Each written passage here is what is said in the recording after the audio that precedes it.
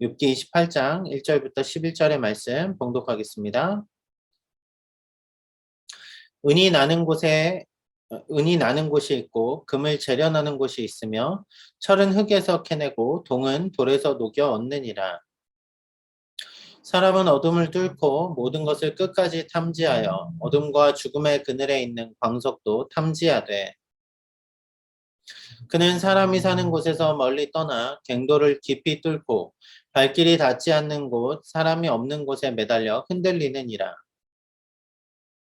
음식은 땅으로부터 나오나 그 빛은 불처럼 변하였도다. 그 돌에는 청옥이 있고 사금도 있으며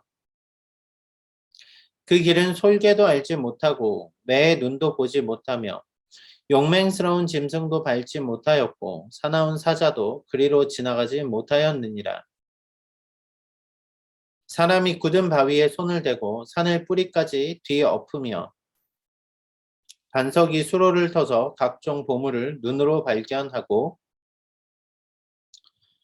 누수를 막아 스며 나가지 않게 하고 감추어져 있던 것을 밝은 대로 끌어내느니라. 아멘. 오늘도 이 아침 기도의 자리 가운데 나온 여러분들 환영하고 축복합니다. 오늘 욥기 28장 1절부터 11절의 말씀을 통하여서 인간의 재능과 하나님의 지혜라는 말씀으로 함께 은혜 나누겠습니다. 피터 셰퍼가 쓴 희곡 아마데우스라는 작품이 있습니다. 영화로도 유명한 작품인데요. 여기에는 천재 작곡가인 모차르트와 그를 시기하는 안토니오 살리에리라는 사람의 이야기가 나옵니다. 안토니오 살리에리라는 사람은 둘 다 실존 인물이죠. 안토니오 살리에리라는 사람은 합스부르크가의 궁정 작곡가였습니다. 그 말은 그 당시에 음악을 하는 사람들이 꿈꿀 수 있는 최고의 성공의 자리에 다다른 사람이었다라는 말입니다. 권력도 있었고요. 부도 있었습니다. 명성도 있었습니다. 그런데요, 그가 고민을 하게 됩니다. 스스로의 작품을 만들어 놓고 보면 살리에리가 항상 그런 느낌이 드는 거죠. 뭔가 조금 탁월함이 부족한 것 같더란 이야기예요. 이것보다 조금 더 멋진 작품이 나와야 정말 그게 천재적인 그런 영역의 것일 텐데 무언가 사람들은 칭찬을 하지만 거기에 다다르기에는 조금 부족한 자신의 모습을 보게 됩니다. 그런데 어느 날 젊은 시녀가 나타나죠. 누굽니까? 모차르트입니다.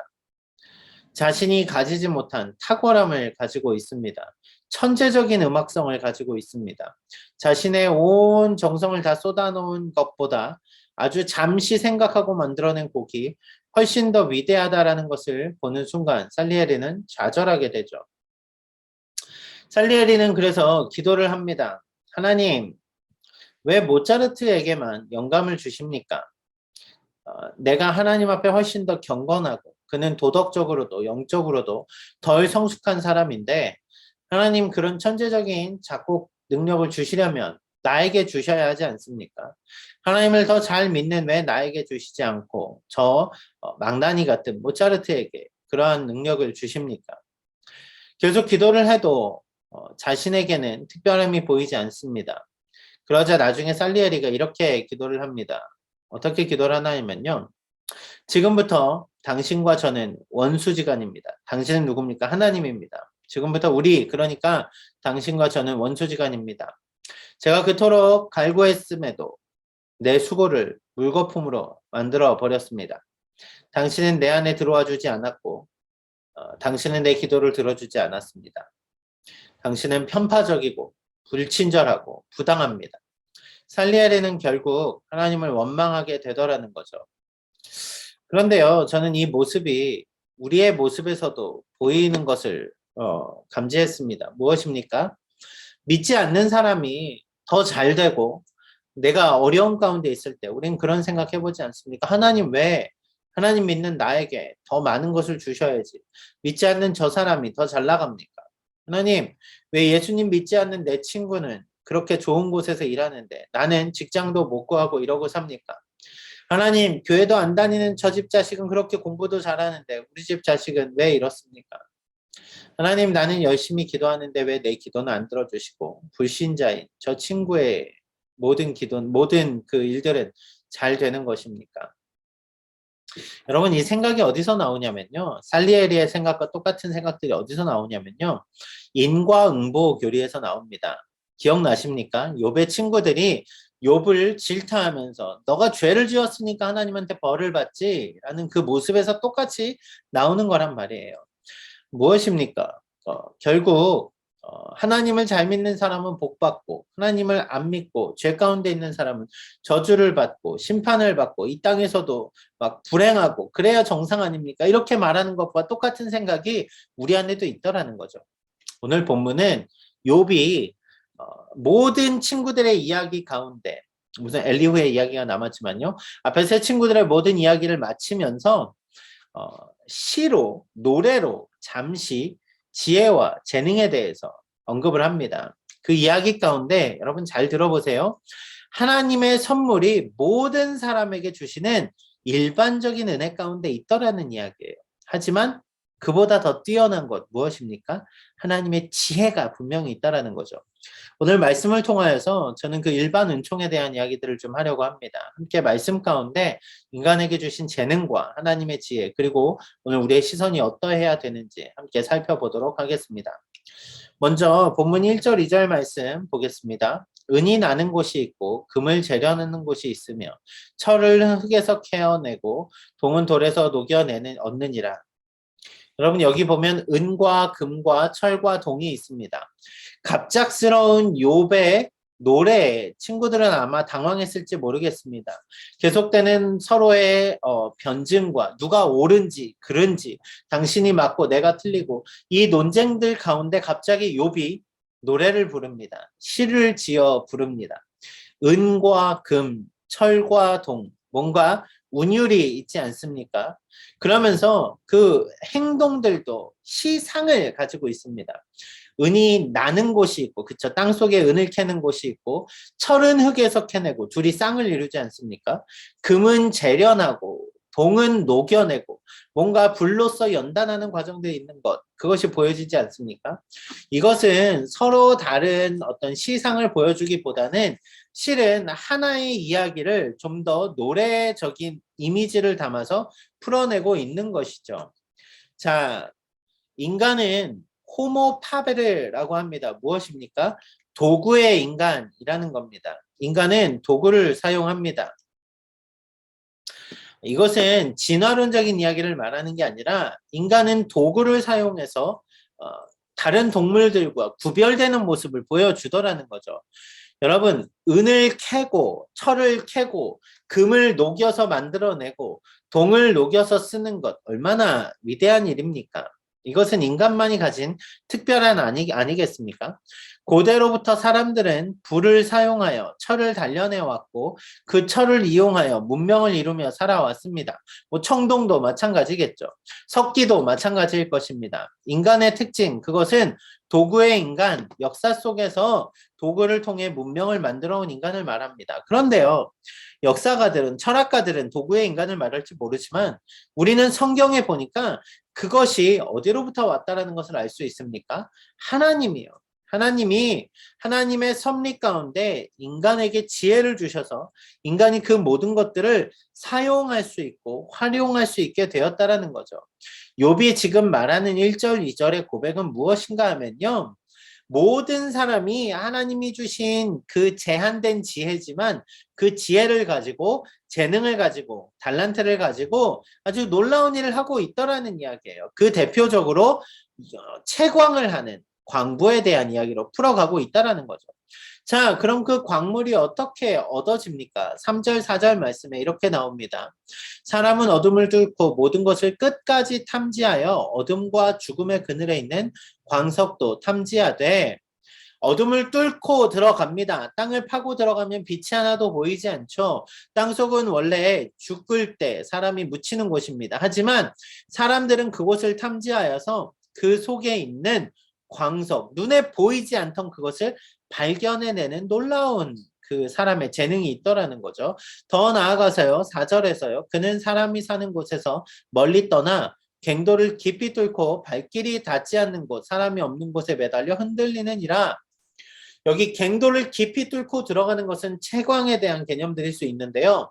4절에 보니까 사람이 없는 곳에 매달려 흔들린다라고 말을 합니다. 그것은 뭐냐면요.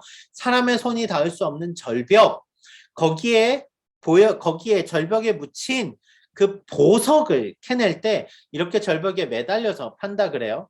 그러니까 결국 무엇입니까? 인간이 자연을 탐구하고 그것을 발견해 나가는 거죠. 아무것도 보이지 않는 곳에 들어가서 채광을 합니다. 석탄을, 광물을 채광을 하죠. 그리고 절벽에 가서 또 보이지 않는 그곳에 가서 보석들을 채굴해냅니다. 캐내기 시작합니다. 사람들이 그 탐구의 영역을 넓혀가는 것, 사람들이 개발해가는 것, 사람들이 찾아내는 것 얼마나 위대한 일입니까? 대단합니다. 디스커버리 채널이라는 것이 있죠. 사람이 뭔가를 발견하고 뭔가를 깊이 연구해 들어가고 그것들을 개척해 나가는 과정을 보면 놀랍지 않을 수 없습니다. 바다를 넘고 지구의 끝이 있다고 믿었던 사람들이 바다를 넘어서 신대륙을 발견해 나갑니다. 여러분 눈에 보이지 않는 이것이 눈에 보이는 것이 다라고 믿던 사람들이 눈에 보이지 않는 미생물에 대한 연구, 원자를 발견해냅니다. 여러분 얼마나 대단합니까? 오랜 역사 속에서 선조들의 지혜를 보면 감탄을 금할 수 없습니다.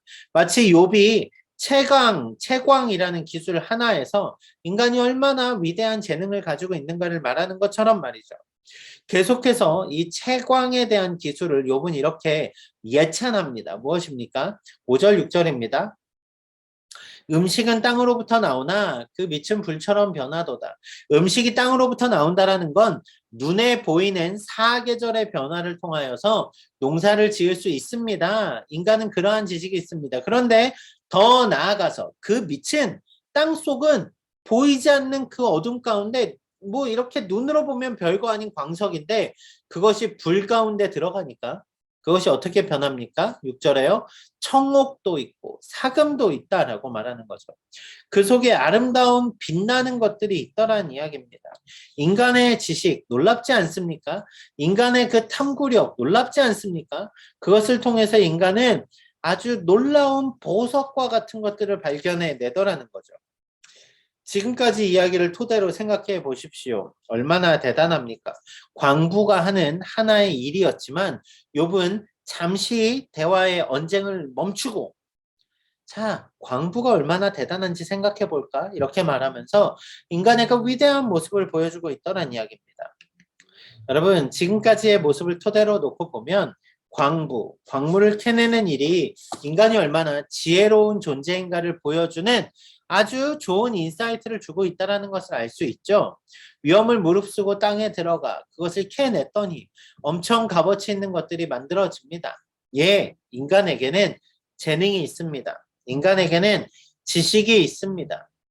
세상 사람들은 이것을 보면서 이것은 나의 재능이야. 이것은 나의 천재성으로 만들어낸 작품이야. 이것은 내가 내 힘으로 얻어낸 결과야 라고 말하겠죠. 하지만 우리는 욥이 말하는 이 전제 가운데 우리가 볼 수 있는 것은 결국 이 모든 것은 하나님이 주신 달란트란 말이에요. 그런 의미에서는요, 여러분, 하나님은 우리 믿는 자들에게도 달란트를 주셨고요, 믿지 않는 자들에게도 달란트를 주셨단 말이에요. 앞서서 살펴본 음악적인 재능들, 혹은 예술적인 가치들, 기능들, 그런 것들을 생각해 보십시오. 여러분 얼마나 대단합니까? 피아노를 치고 미술 작품을 만들어내고 이 놀라운 일들 가운데 여러분 기독교인들만 그런 걸 다 하는 게 아니잖아요. 그렇죠? 세상 사람들도 하나님이 주신 재능으로 얼마든지 아름다운 노래를 만들 수 있더라는 이야기예요. 세상 사람들도 얼마든지 아름다운 이야기들을 풀어낼 수 있다는 말입니다.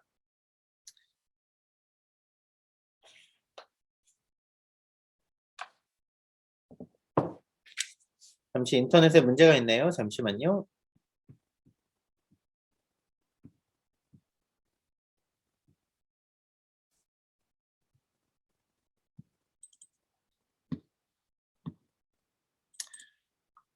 네, 여러분 계속해서 살펴보죠. 우리가 기독교인들만 모든 그림, 모든 예술 작품 다 기독교인들이 한 거 아니잖아요.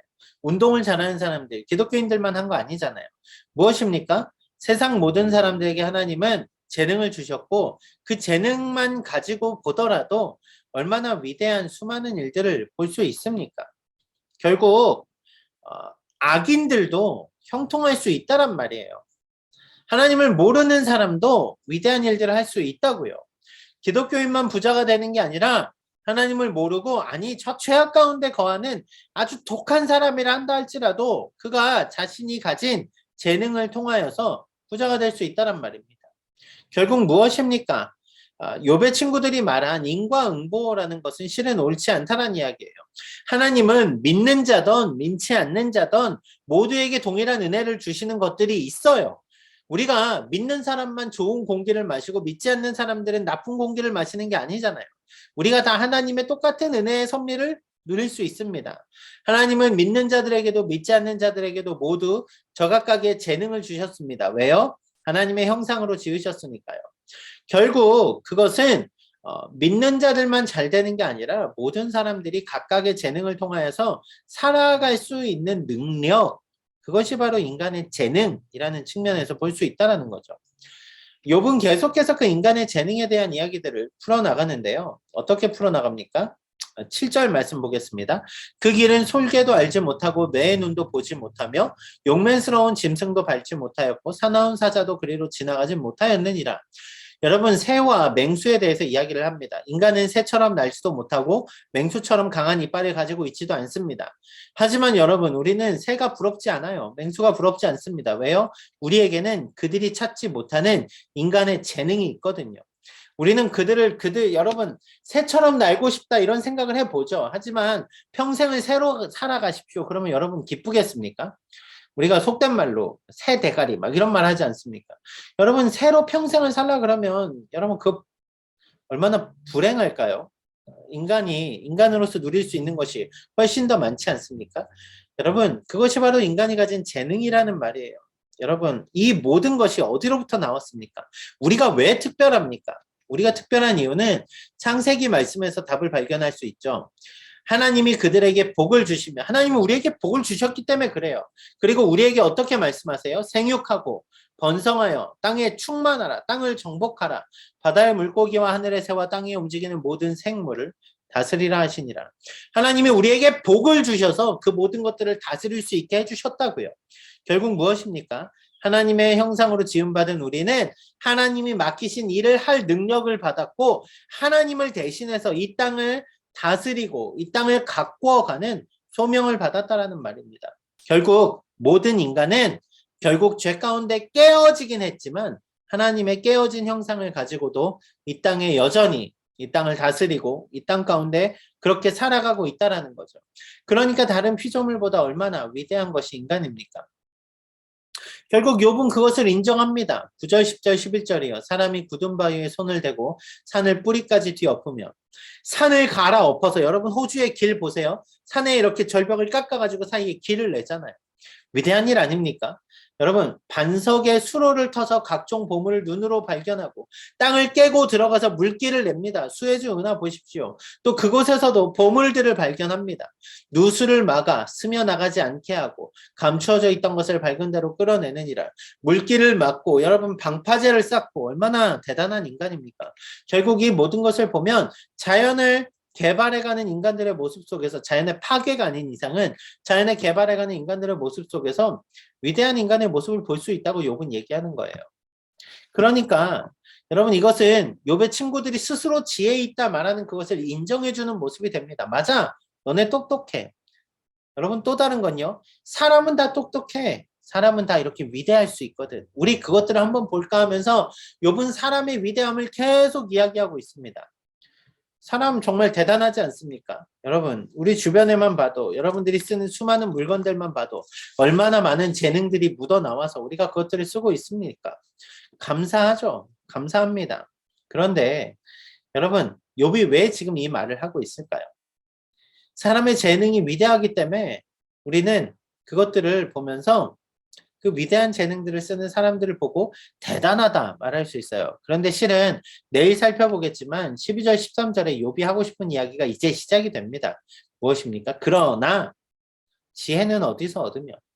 인간이 아무리 재능을 가져도 인간은 지혜가 하나님을 찾아가는 하나님이 말하는 하나님을 아는 지혜가 없다란 이야기예요.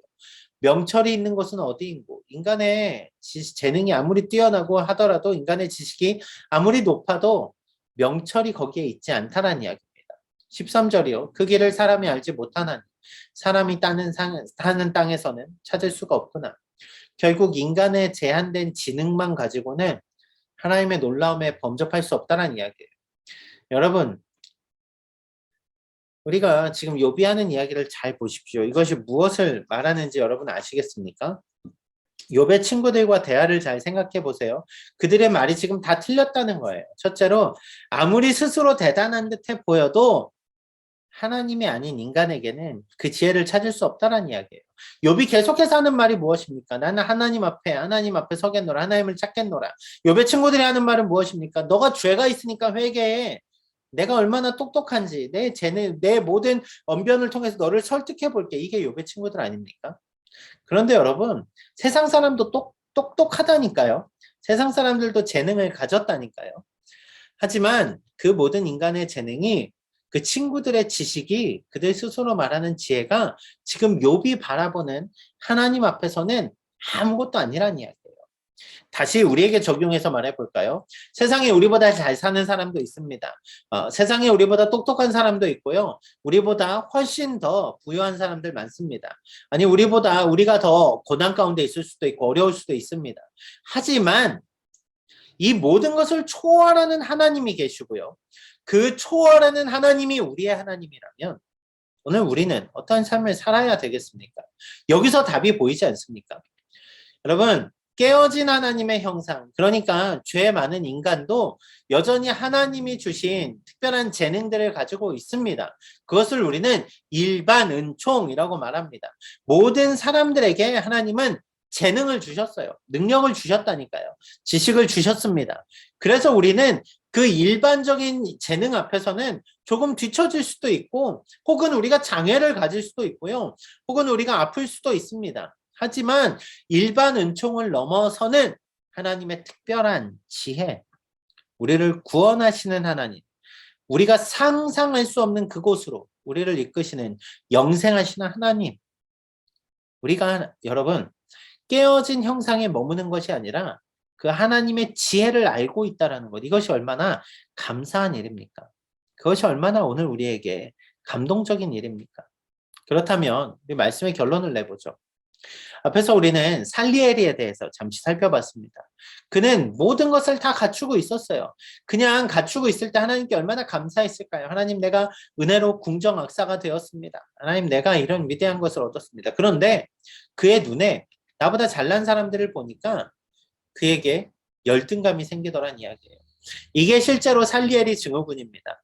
현재 2등의 열등감을 가지고 살아가는 사람들이 가지는 모든 똑같은 현상이 살리엘과 같다라고 해서 붙여진 이름입니다. 살리엘의 증후군.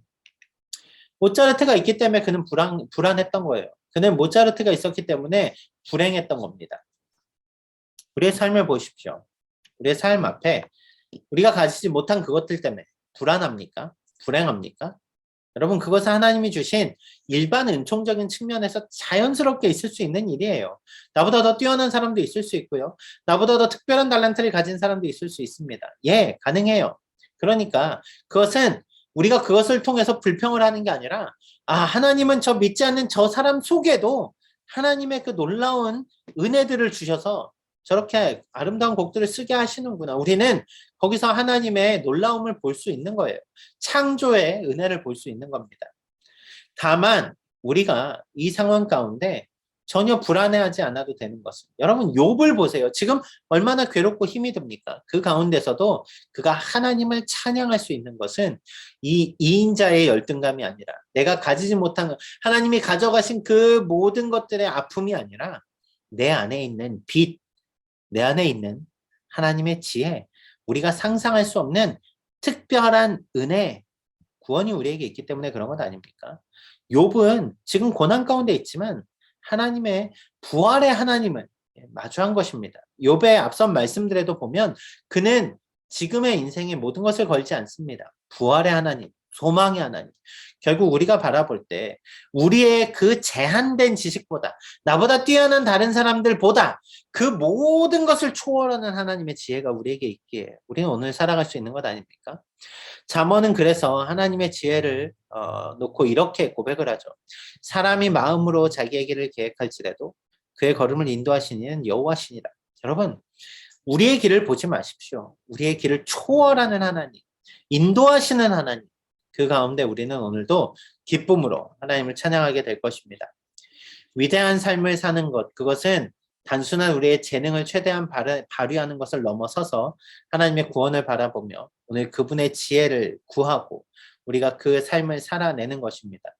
온 세상의 일을 넘어서는 하나님의 일, 오늘 그 하나님이 주시는 소망을 품고 세상을 살아가는 여러분 모두가 되시기를 주님의 이름으로 축원합니다. 기도하겠습니다.